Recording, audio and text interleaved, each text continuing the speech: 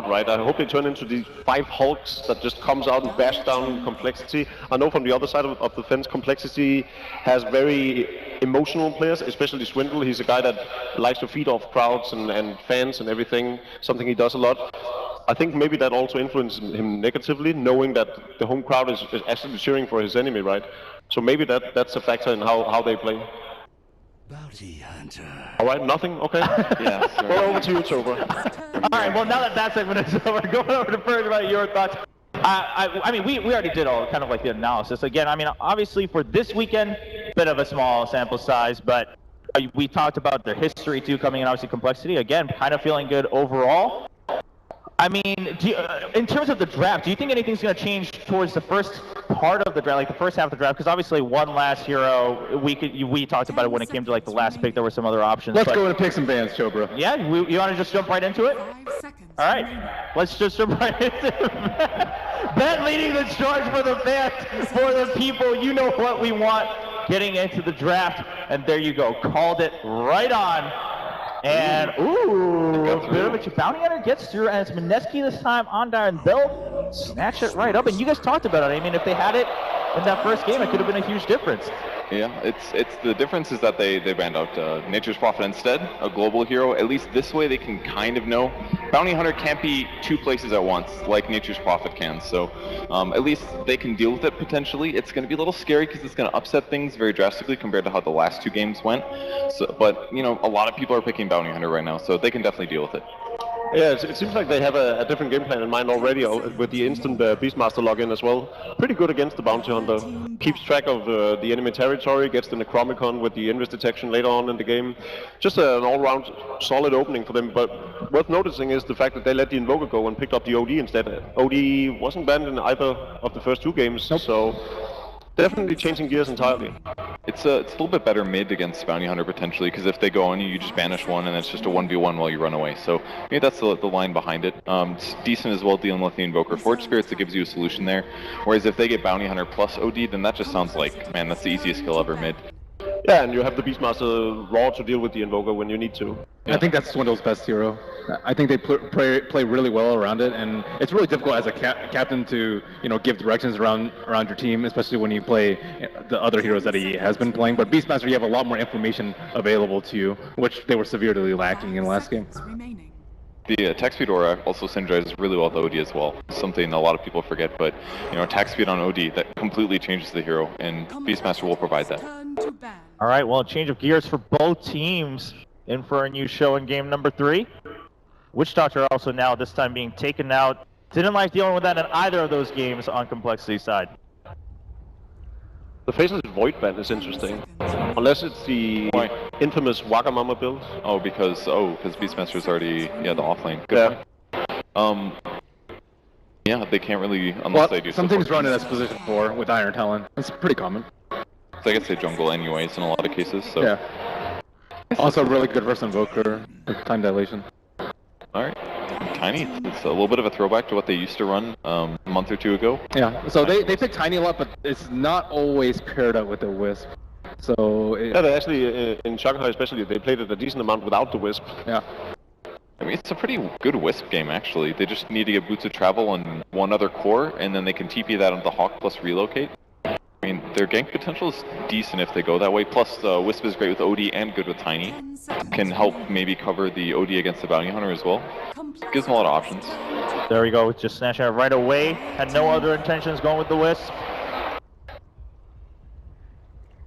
Classic, now back on the side from Mineski. I'm not sure I'm a fan of the Doom pickup unless it's the offlane Doom role. Because if he's played like a 4 and a 5 Bounty Hunter, then you suddenly lack some sort of support that binds it all together, I feel. That's a good point. And someone that can't really, I mean, Bounty Hunter can sacrifice himself and plant a lot of wards, but then he's going to get one shot at some stage. But I mean, Doom could very well just be played on the offlane. I think that holds a lot of merit still, so I'm praying that that's what they're going to do.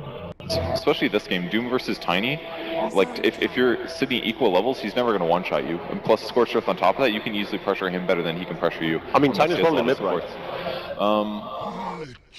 Could be, yeah. Is Tiny really better against Invoker than OD is versus Invoker? It's gonna be Tiny Wisp mid, and then with the Invoker OD farming the safe lane. Okay, Well, is what definitely I would options. assume. Assuming Doom Lich offlane now. Should be pretty good. Lower attack speed and movement speed of OD. They can definitely dive and pressure him.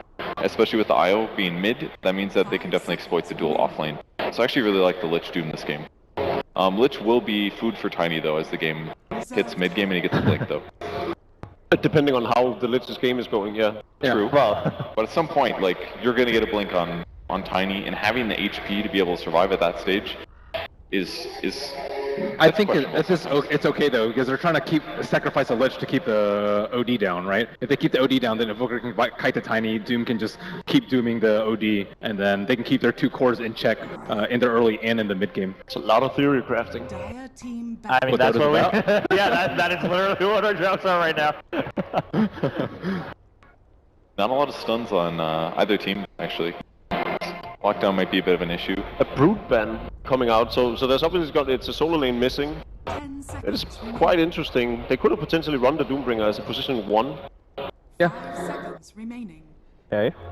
And I don't think Queen of Pain is particularly strong against this lineup of complexity because, as you were saying, Tiny with a Blink Dagger, really good for insta-giving. Beastmaster with Raw. I think they're worried about that kind of an offlane like Brood because their lanes are very static. You know that it's either Tiny or OD, and both of them aren't very survivable to harass in the safe lane. And the obvious counters only come out when the Necromicon is up on the Beastmaster and Wiz has sufficient level to relocate in on him, assuming someone is already on him. Because normally the Brood can just run away, right, in the webs from relocate. Alright, well, one last one.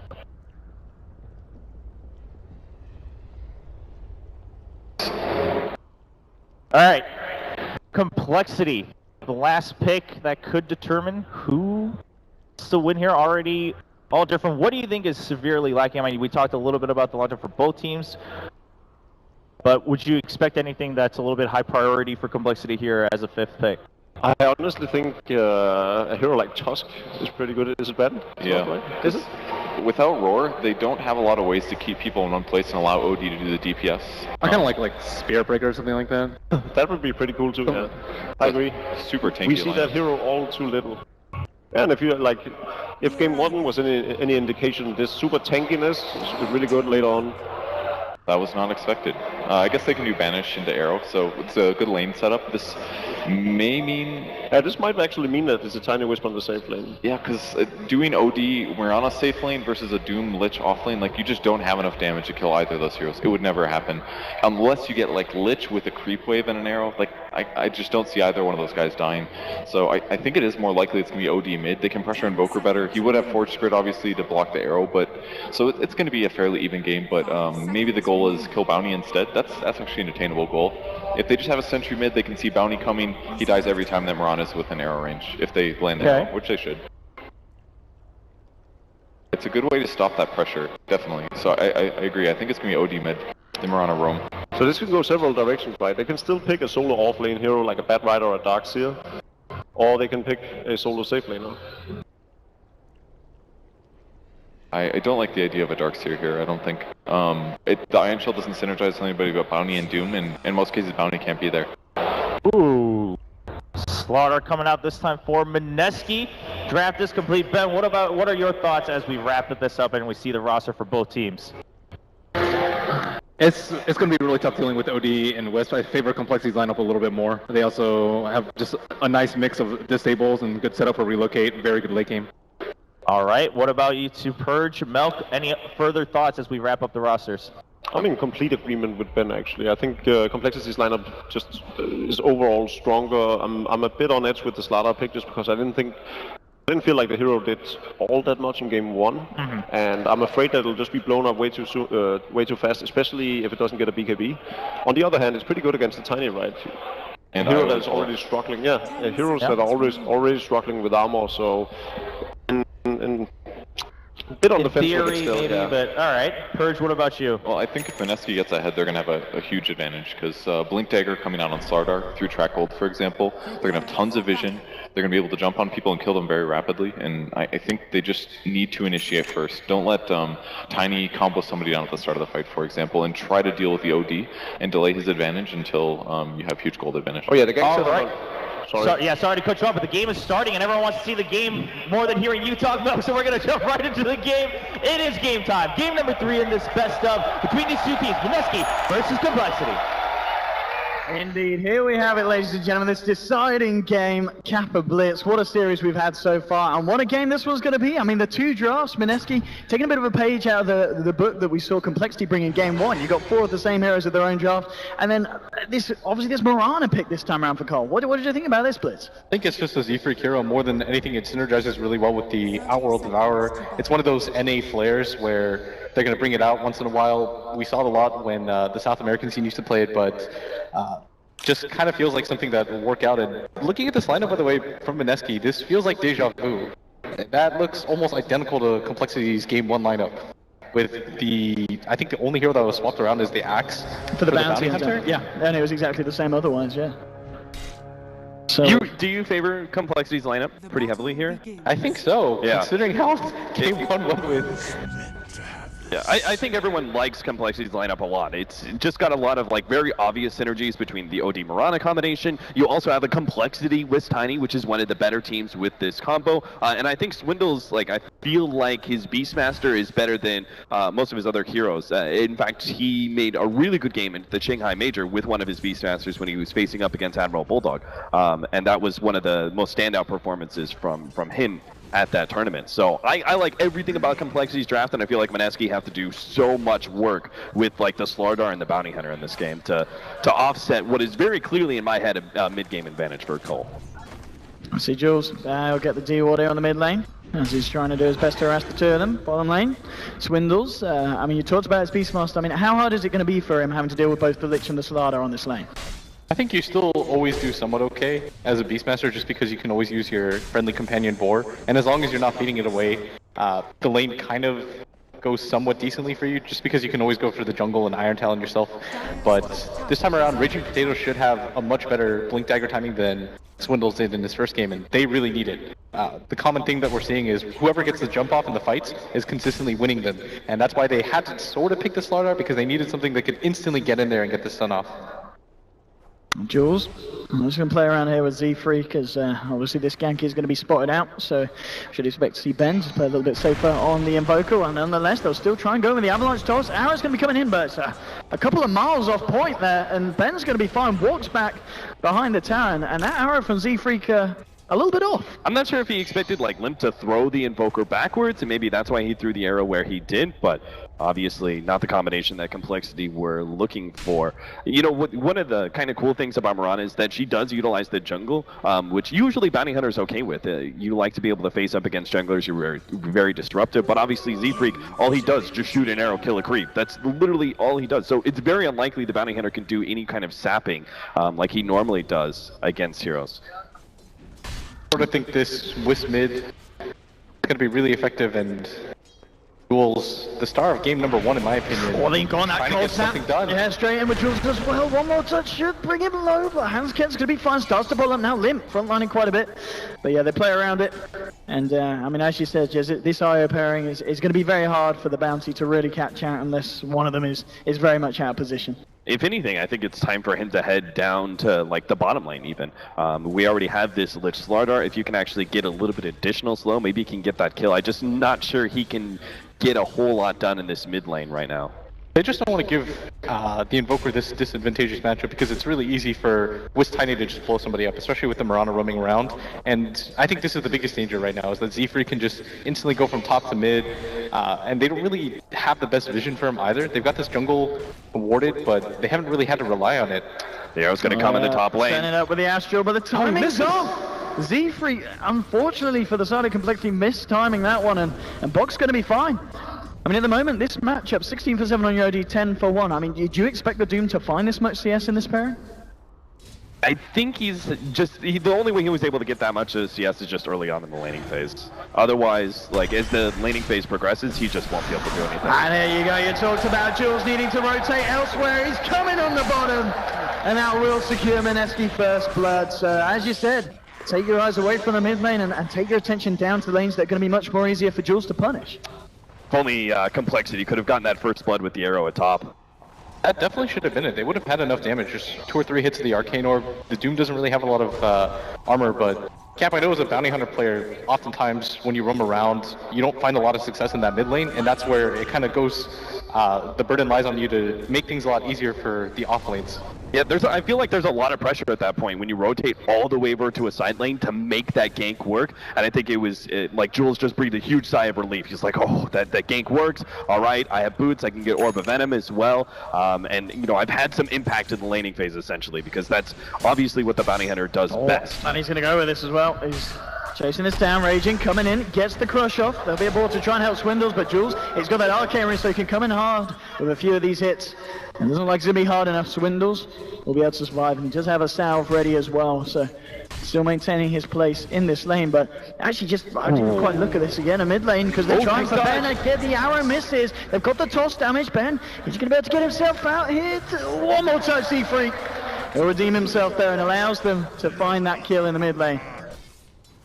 I think he got tossed back in, and then he just turned and went for the Wisp, which was fine, but with the extra help of the Mirana, he wasn't able to escape that. And I mean, as I was going to say, mid lane, they're trying again for it, but he's got the heal here of the Scorched Earth, and it's going to be just enough. Brock able to walk that one off here with the regen. Bottom lane Swindles, giving it some against Jules. I mean, is this expected? I was looking at the Beastmaster CS, he's only got 4 CS, 5.5 minutes in, or is this totally expected for this lane matchup? Pretty much expected. You know, he has to play really defensively. He's doing the right thing where he's constantly summoning out boars and putting it on the Slardar. The funny thing is, the boar's slow is actually so powerful that it offsets the sprint, the advantage that Raging Potato usually gets. So he's keeping himself alive for the most part, excluding the Bounty Hunter rotation. I think that's all he can really do. Yeah, this mid lane is still pretty successful for Complexity. They were able to nab a kill on the Invoker. The Tiny is getting a reasonable amount of farm, and most importantly, this top lane is just dominating for them. The flip side, though, is that the Doom will almost always get farmed just by the nature of Devour, and this Beastmaster just isn't able to even contest this Slardar. And we talked about before the game as well how important it was for this Slardar to have a good game. And so far, he's already got treads, the Bastion could go with it, and once he gets the Blink Dagger, the timing for Mineski is just going to come online so quickly, especially with the track gold. And as we can see, as you said, just getting more and more space. The mid lane matchup still slightly ahead here for the Invoker, which is certainly going to be very happy with, considering that he's been against both the Tiny and the IO lane. Jules, way back down to the bottom, see if he can go for it. Swindles, though, continue to play it safe. Yeah, they can't quite get in. Jules coming a little bit too close to the tower there, so Swindles, he'll keep on his guard, and unlike we're going to see him die. But mid lane, trying to make a go on the Invoker. They've got the toss. There's your arrow this time. It's on point, and Colt, I'll get the kill this time with the rotation from Z3. You know, I was just about to say, I feel like Bounty Hunter is taking the success of the first blood at bottom lane almost to the next extreme, where he's like, oh, well, I'm constantly going to go bottom. But no, Blitz pointed out, he needs to be in the mid lane to be able to help the Invoker against this combination. At the very least, if they go on the Invoker, they do this whole combination. As a Bounty Hunter, you need to be able to, like, step in front of the arrow or something. You know, stop this full stun combination with lots of nuke damage on one hero and prevent the Invoker from going down, because Complexity are winning essentially 2 of the 3 of their lanes, and putting more pressure on Swindles isn't doing anything. Oh, just hanging around a little bit at the wrong time there. Nearly had the potential for a Courier Snipe. And mid lane going in again with the toss. Avalanche back. And he's got the help of Jules this time. He'll try and turn it a little bit with the cold snap on the hands. Get the Shuriken as well. They'll get the IO, but they do lose the Invoker. Now Jules, he's got to run. He's got to hide. He can't, indeed. The walk's still on cooldown, and Complexity with a nice double there for Limp in the mid lane. So huge for them to be able to get another kill, especially on the Bounty Hunter, but TPs are coming in. Oh, off he goes, tossing him out. Jesse trying to close, but now Jesse coming in with a rotation, astraling up the man, but he can't go in for any more as the Chain Frost bounces. Will hold back the ODs. So they do keep the man safe there. Limp being bottled up by Handscan. Eyes on this one. Jules still hanging around this mid lane. Unless something is going to dramatically change for Mineski, it seems like Hanskin's going to get a pretty well-timed level 6, and this is where the Bounty Hunter is going to be much less effective, whether it's the saving mechanism or relocate, or alternatively, he tries to set up a gank, and then all of a sudden the numbers advantage. Top lane, straight in with the Doom. Now Jules with a rotation up top, Sun Strike. That's going to be off point, but Jules continues to chase. Limp with the rotation. Avalanche up to 2. They'll bring down the Mirana. Can they get themselves out? Bocker is trying for the TP. Will he make it? No! no! The right clicks are enough now, He might Jules. even get him with the balls. He's got to dodge the balls, and he will. He'll be fine, but Limp now on a killing spree on the Tiny with these rotations. Sort of think right now, Complexity, they're just waiting for Limp to get probably a Blink Dagger at this point. If you're not going to commit for the drums, that's most likely the direction that you're going to go for. And Chessie continues to have a really good game. I was just looking around the map. They've got the level 6 on the Beastmaster. You've got a lot of different ways to set up the IO relocate as well, with the Astral Imprisonment on top of the Roar. So Mineski, they're still waiting on this Blink Dagger on the Slardar, and that's the one downside of their lineup. They need the level 6 on the Bounty Hunter, they need the Blink Dagger on the Slardar before they can start making things happen. I have no idea how Mineski actually stopped, essentially from dying, from getting picked off so many times. When you have such potent kill combinations, this isn't exactly a lineup that you want to be grouping up too much. Like, you know, Doom wants to be able to spend some time being able to devour and farm up. Like, he's not ready to be a full carry core just yet. Neither is the Slardar. He doesn't have his Blink Dagger. And obviously Invoker needs time with his Midas. So this, like, the next 5 minutes, I think, is a good window for Complexity to establish a lot of control. Bok and Jesse, we've got to be careful, Cole. They've got 4 up here. Look, we're coming straight round. We're on to Boka. In comes the rest of Complexity. The arrow is going to connect the throw back at Chain Frost, trying to hold them back. Limp comes in with a combo, burst down the Doom. Jesse will be able to TP away, but it's another pick off for Complexity. And they get a tier 1 as well. More favorable action for this Tiny. 4-0-2 and 2.8k gold in the bank. I mean, that was the most defensive position you could be as Mineski at that point in time, and it still didn't matter. Like, they got a good, like, zoning Chain Frost to try and keep heroes back, but it doesn't matter. They get the initial stun, follow up, there's just too much of it. I think if you just look at Mineski's lineup, so much of this went into the laning phase. They had a Bounty Hunter, which is the laning hero, the laning winning hero, and you've got a Lich who kind of serves the same purpose. Like, these heroes don't do well if they're not dominating the lanes. The Bounty Hunter can transition a little bit better, but especially Lich, not a lot of defensive capabilities. Yes, you've got the Chain Frost, but Complexity's played around that really well. Potato coming round the corner, gets jumped on by Limp and Hanskin. The missile strike, it's going to miss though, and Raging Potato trying to sprint away. But he won't be able to escape. Let's see if Mineski could try and punish something in return. Hansken getting low, but he tethers across. He's going to be fine now. Chessie's the one coming in. Limp jumps back forward, gets the toss off. The arrow connects onto the Invoker. He's dusted up as well. There's no escape for this man. Double kill again for Limp. Picking up the action. It's just not stopping for this Tiny. And this Tiny getting seriously out of hand. Nearly 2k ahead of the highest net worth from Mineski. That Raging Potato Slardar. It's nasty when the Tiny's able to get his Blink Dagger much faster than your Slardar. It doesn't get easier either. And again, another clean one for Complexity. Wicked sick on the Tiny. They've got to do something. I mean, how do they stop this blitz? I sort of think they can't really. They put so much into this laning phase. If you just look at their lineup with the Bounty Hunter and the Lich like we talked about, this was meant to win 2 lanes definitively, and then you had a Doom that could eventually catch up with Devour, but they just haven't been able to make that happen, and so now everything has been delayed like crazy. Yeah, it should have been a clean laning phase into a Blink Dagger, just gets slowed down so much. It comes, yeah, it's the 2 support choices from Mineski combined with the fact that Complexity just have really strong dual lanes that doesn't allow Lich or Bounty Hunter to abuse you too well. Bottom lane, Potato. Line this one up.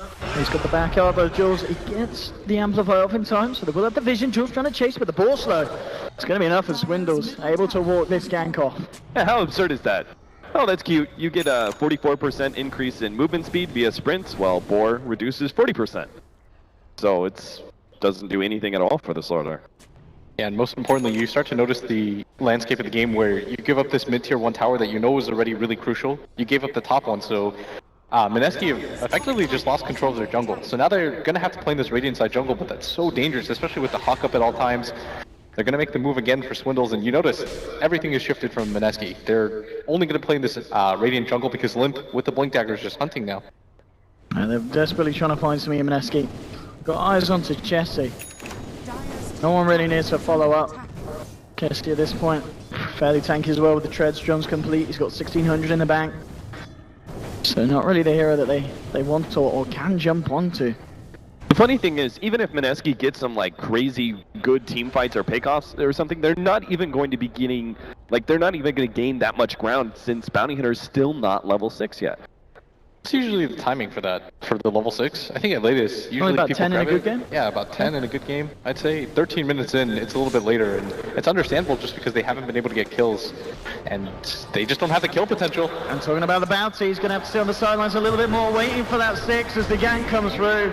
He tried to go for a bit of a tickle onto Z-Freak, but Mirana had the dust, and there's always going to be that relocate coming in for the turnaround. That was kind of a bad example, but this is what we were talking about when it comes to the bounty hunter rotating around. Like, he wasn't trying to set up a kill or anything, but even if that was an attempted go on the Mirana, the relocate is just going to offset the numbers advantage that you think you have. They're going to pop a dust, they're going to run down whatever heroes they want, especially when Complexity already so far ahead. I mean, Lim's halfway through his axe already. You noticed too? Ridiculous, Tiny. 8-0-3, and nearly level 11 as well, just having that. At this point, I get 14 minutes in. Jules, just coming in on the bottom, on his own at the moment, pings. I think they're going to fight this. Yeah, They've got the slaughter on Jules, Blink Dagger. he's revealing himself here, they'll jump forward and burst him down fairly low. Avalanche, that's going to kill him. Godlike Tiny now. And Jules, I mean, he keeps trying to poke at them, but every time Complexity just catching him out, and they've got more than enough burst to deal with his Tiny every time, even when they can't see him. Dire's bottom tower has Bottom, not really sure how Mineski decided to defend this. They have smoked up, and like we said, they want to take this fight because they got the Blink Dagger, and it doesn't get easier for them, Owen. There's no item that they're going to pick up next that'll really change their fortunes, aside from this Blink Dagger. The Starter doesn't have a better build-up item for this, so they're going to look for this, wait for their Bounty Hunter to respawn. Just manages to hit his level 6, but it does look like Cole want to take this fight anyways. They're using the moonlight to close back in. Make sure they're not scouted out. We'll see if they get anything here. Raging Potato. It's going to get off. Trying to throw a Sunstrike, get some intel. Hansken is going to get the dust onto Jules, and again, Jules got to be careful. Chessie gives him a touch and then backs off the arrow. Not going to connect this time, and it looks like Complexity just opting to back off here. I mean, Roshan is up. I mean, are we going to see either of these lineups try for the Roshan anytime soon? I just think it's more likely that Mineski might go for it, if anything, just because they might just feel like they're pressured to. Yeah, it's a desperation play, right? With the Slardar amplify damage, you can do it, but it's kind of one of those like high risk and relatively low reward plays. This is the... we have to do something with the smoke. If they can find a pick off, and then they just find that opening to go for it. Yeah, Treckhold is still Treckhold. There have been many games where you watch a Bounty Hunter play, he has nothing, and then all of a sudden one fight goes well, 3 or 4 tracks happen, and you've got a mech, and suddenly you can team fight, but you need to get something out of this opening Blink Dagger, and they might just find if they Hansken. find this indeed, straight up with the stun, into the stun strike, Hansken tethers away though! Oh, he's gonna live! No! Oh, that's gotta be painful for Mineski, and they can't chase that one down. Hansken just outplaying the courier though. Nearly getting taken down there by Swindle's bot. In fact, it's going to come straight back over, but bot, he chomps it up. Oh, arrow connecting. Nice. Can they, yeah, Complexity jumping in, combo onto the man on the potato. He's gone bot deep in now, but he can't make it. Astral comes in to cancel it. And looks like the 13 for 4 is going to turn into a 14 for 4. Another pick off for Complexity. And Mineski, when they try their best to look for some favorable action, Complexity just come back hard and smack them right back down. D-Pick made 3 different plays there. First of all, he was behind them and hit him with the arrow, stalling up the retreat, right? So free pick off there. He also kills the courier on the way back, and then he also leaps forward like that and was what gave vision on the Doom. The Doom was in kind of like a cubby hole. He had to actually leap forward and give that vision for the OD to get that imprisonment where they secured the extra kill.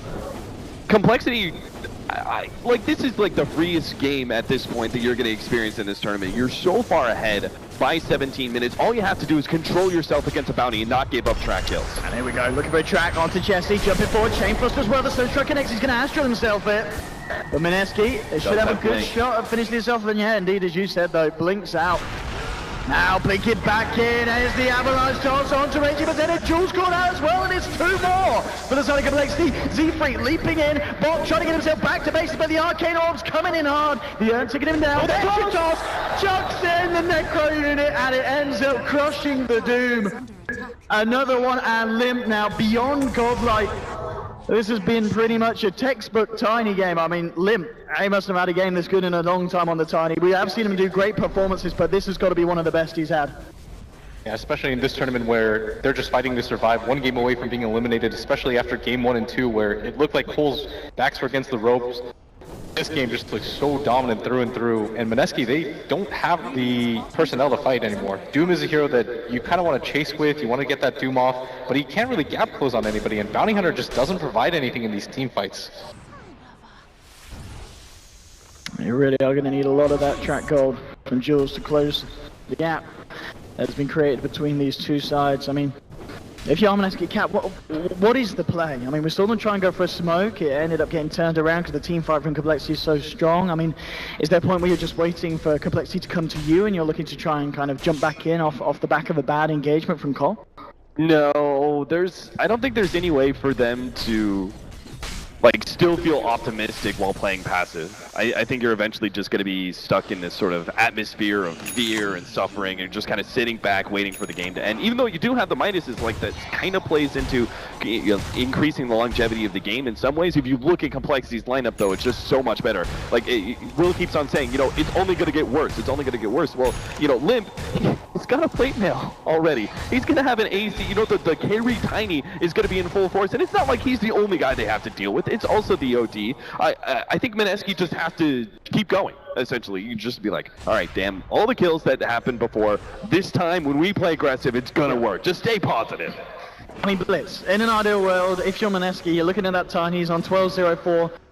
Oh, that Thor Jules, he's been arrowed up. And again, this bounty getting caught out. But talking about bounties, who do you want to be getting that money for if you're Mineski? Who could really turn the game around if they're able to get that final touch onto a Tiny? I'm not even sure, because the Slaughter doesn't really benefit from having another item here. It's not going to change anything.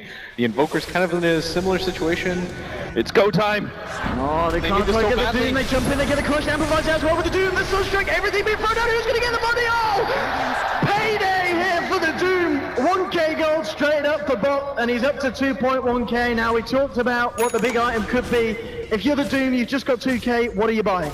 Sort of think even a Blink Dagger would be okay here, and or if they could find more, talking about the Blitz jumping in there, Reggie Potato, and they'll get a second!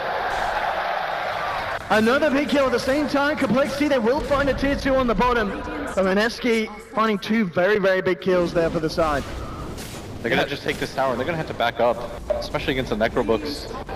I don't think we've talked about the OD in a while, but this is where I think that Blitz is totally on point with the Blink Dagger pickup, is that the OD is going to be a threat, and somehow Bocarino has to address that. If you can blink in, take the OD out of the fight. Oh, he's going in so hard there, and Z-Freak and Chessie are on the sidelines. They do know Chessie's there, they've got the trap vision, but Raging Potato doesn't seem to care. He's still hanging around here. Jules trying to come in, and Doom is coming through as well, but they won't be able to catch them out. TP away there from the Beastmaster, and top lane Ben was just pushing it in, but pushing himself away from that Tiny. And still Roche is there. Neither team's trying to attempt for it as of yet. I guess if you're Complexity, you don't really need to, and I guess if you're Mineski, it's a little bit too risky still to try for a Roche. I think if you take the Roshan fight and it goes badly, the game actually just ends. Because you give up the Roshan, you probably lose 2 or 3 heroes minimum, probably even more than that, because what Complexity's lineup does really well when you've got this double blink setup is they chase you down, they will not let you get away. And right now, Mineski are in a somewhat okay position. Your Doom is a BKB now. The Invoker continues to get a lot of items. He's got the travels now, has the point booster, he's tanking up himself. It's just that Complexity, they have so many different ways to approach these fights. Yeah, soon it's going to be Blink Dagger on the Beastmaster as well, and then you have like a third kill combo, which is just Swindles and his Necronomicon plus the Blink Initiation. So with the smoke into Roche, they have to contest. But this, it just doesn't look like they're in a position to do so. 4 spread around the mid lane. Roche gonna fall relatively quickly here to the punches of Complexity, and they'll get it. 3 Roshan on 3 Aegis here. As Mineski just not in a position to fight, and yes, with the warning round, it was of course a smoke in from Complexity. So Mineski just went away. You're seeing why Beastmaster OD is such a strong combination, though. He gets the Necronomicon, he's giving out the auras, and OD, he's right-clicking so quickly. They made very short work of that Roshan. Now he has an Aegis. And Mineski have to avoid fights for the next 5 minutes. They can't fight into an Aegis OD, I don't think. I mean, part of the problem, though, is that they just don't really flash farm very quickly either. They don't have a hero like the Nature's Prophet that can safely just split the map up and find vision for them. It's like you said before the Roshan fight, they kind of just have to fight. It sucks, and it feels like there should be a better option, but there's really not. This just comes back to more of a draft problem than anything else. You shouldn't ever have a draft that pigeonholes you this much, where you have to do extremely well in the laning phase in order to stop Complexity from running over you and still maintaining a better late game as well. Jules, he's just gonna scout. Has to just be so careful about revealing himself around these guys.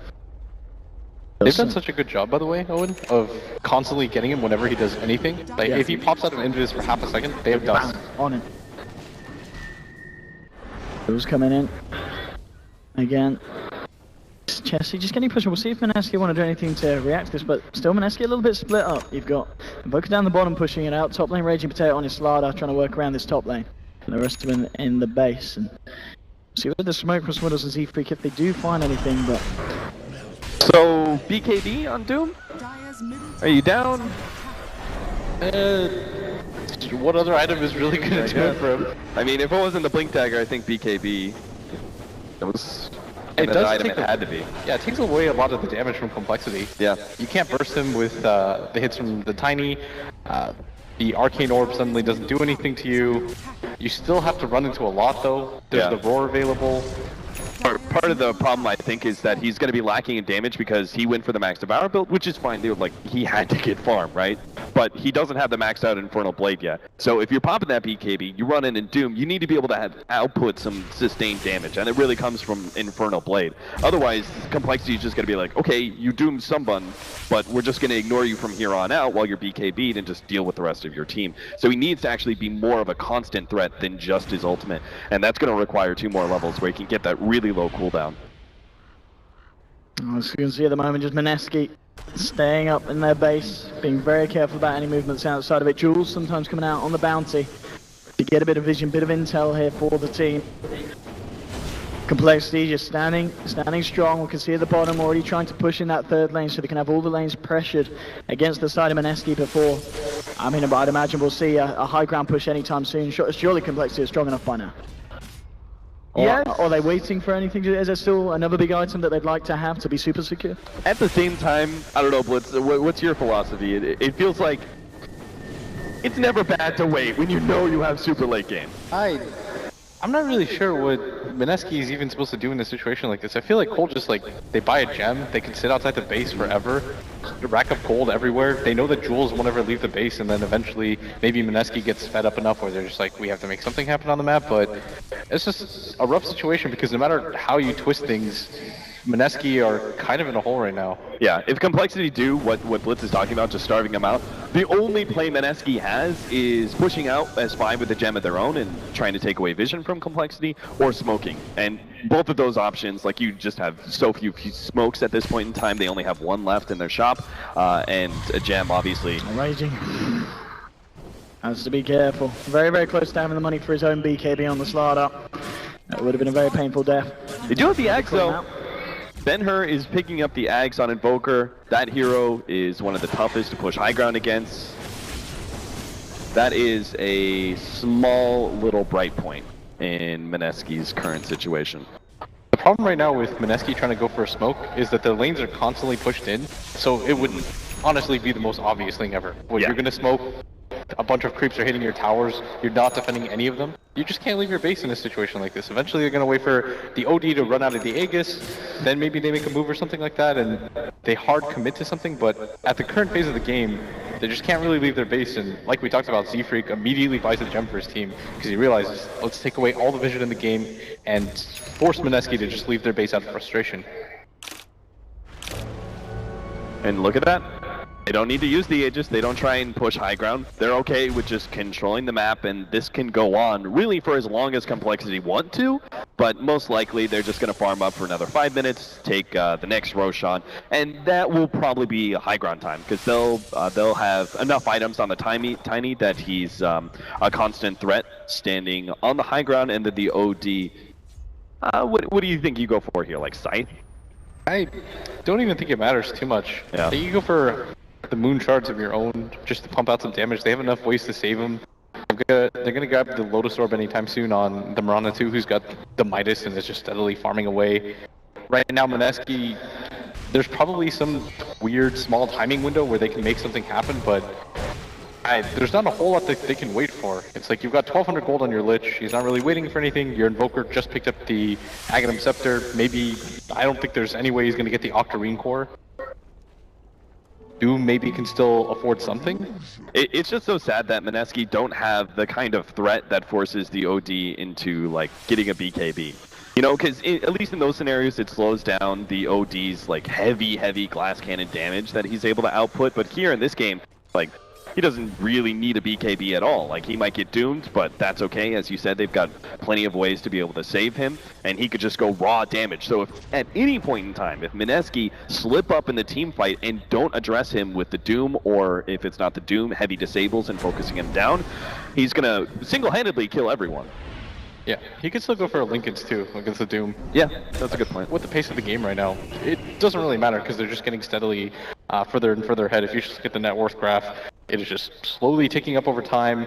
They can't leave their base. The XP is following a similar trend, and Complexity done such a good job of controlling the map up. Everyone just continues to farm out everywhere right now. And maybe that's an opening for Mineski if they can catch 1 or 2 heroes out. Yeah, this is your point where you try and push out the lane just enough where maybe you can go for a smoke and, you know, push out and find some sort of aggressive pickoff or something. But as we see with the Manta from the Tiny, like pushing out that top lane a bit, like the lanes are constantly right next to the tier 3 tower. They're going for a smoke here. So look on the bottom, just they're coming out of the base, Mineski. And notice how the bounty hunter's showing himself at bottom. Yeah. Like that's actually pretty important to actually have heroes on the map. So Complexity don't see the obvious. There are 0 heroes on our mini map. Why? But yeah, it's so hard for them to do it though. And okay, Tiny's already found the bounty. Swindle, Snowball get taken down by Limb. Looking to come in. The BKB's been popped by Bok. Outrage player Bok trying to walk into this, but the physical damage seems to be too much. He will get the Doom out onto Jesse. Needs to come through from Ben, trying to scatter Complexity. But Lim's just chasing this one down, seeing what else he can find. Avalanche onto Ben. He will still be able to walk it off. It's a 2-for-1, and I guess on the plus, considering the situation, it's not awful for Mineski. They actually managed to find a kill in return. It's just so demotivating when you see your Doom pop his BKB and he's like, alright guys, this is the fight, I'll Doom up the OD, and he just gets smashed by the Tiny's physical damage because he has no armor. How can they deal with this Tiny, as you said? Raging, just laying down the Amplify. But Hansken just sitting there fueling up the Tiny from the back lines. The fort will come out. They will have the Doom back up in 10 seconds. Then popping the Avalanche, looking to jump in, crush again, but there's the defensive Astral, the Frost. Will bounce back, but Complexity they scatter. Limp blinks himself away. Mineski, can they try and chase down someone on this? You can see Jules already heading in, seeing what he can find out for the side. Looking at Z-Freak, looking at Limp, looking at Hansken. And they're just playing it safe. They managed to get another track out. And they do hold still, but Mineski, it's just getting harder and harder, as you say. And I don't know, they need something really spectacular to be able to bring this one back at this position. I mean, all it takes is like Complexity, they decide to drop like 1 item apiece, then maybe the game gets somewhat even.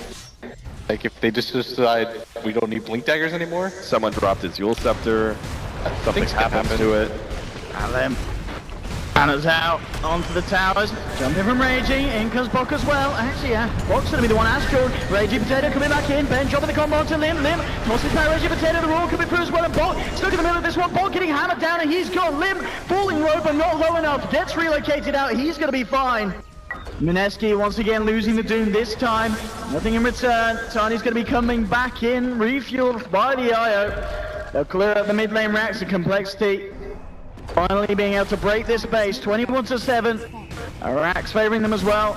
They'll move to the top, look for more Mineski. Can they really do anything to stop this? And Lim just jumps straight in onto Raging Potato. He's gone! Sanity's glimpse is dropped by Jesse.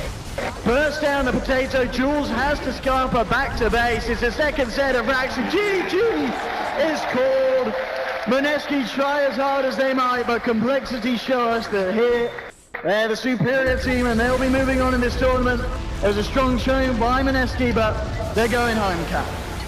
A big drafting win for Complexity here to round out their game number 3. They are going to be able to stay alive in this tournament, but I do want to point out that Mineski had some bright parts in this tournament. They had game number 2 against Team Liquid. The first half of that game was a decent run by them. Game 2 against Complexity as well. Obviously, they took that game, and that was huge. So I think there are still some bright spots to see, but obviously Complexity looking